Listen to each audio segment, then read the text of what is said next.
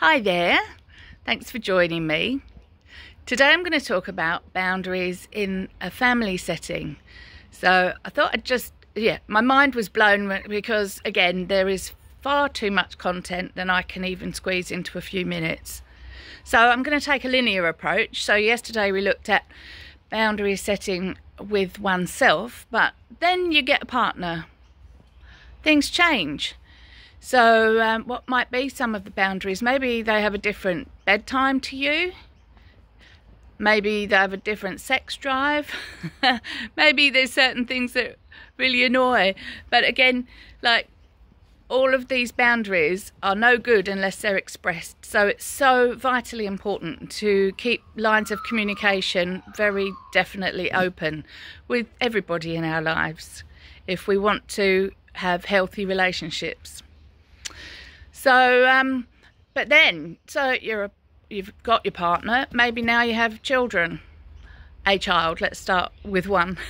But a whole nother ball game, because you're trying to set boundaries to not only get enough sleep while your circadian rhythm is completely bashed and savaged as you wake at goodness knows what time during the day and the night, but you're also trying to keep each other's needs in mind, so without becoming completely selfish.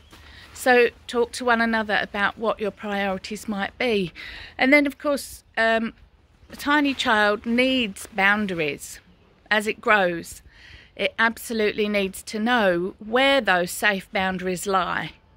Without boundaries, the kid doesn't know what it's supposed to do. It's like trying to play Monopoly without any rules. You can't do it, can you? And the same goes with children who have not been given any boundaries. It's actually quite damaging for them.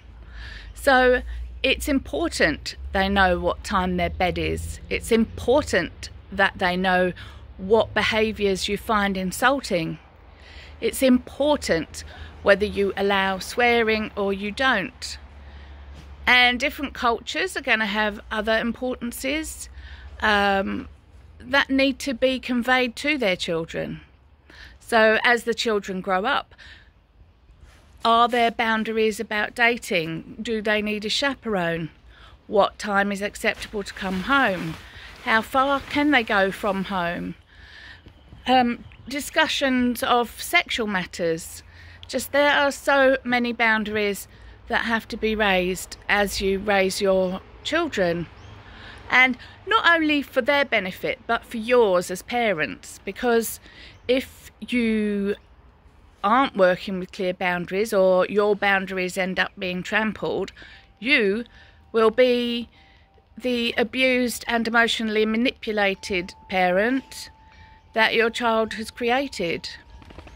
Obviously, special needs are a whole other ball game. Special needs need special care.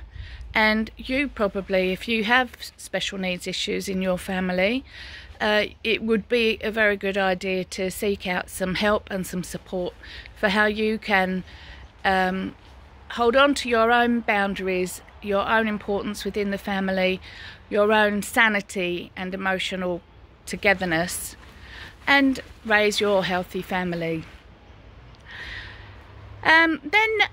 As these children have grown up, of course you've got wider families, so you may have had an influence or chosen the partners for your children or not, and so then they add another dimension to the family that you grew. They may hold different viewpoints, different beliefs, different values. They may have grown up with a very different family themselves, and so as time goes on, the child you raised may lose some of the values that you instilled whilst taking on values from the other family.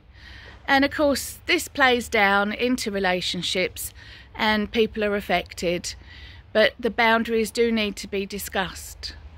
And so whose house do you go to at Christmas? Do you want to go for yet another meal with the in-laws, or are you exhausted because you've got a young child and you just actually need to go to sleep? Or is your marriage maybe struggling and you need to express these boundaries to your in-laws to say that you can't go round because X, Y, Z? But communication is key, always.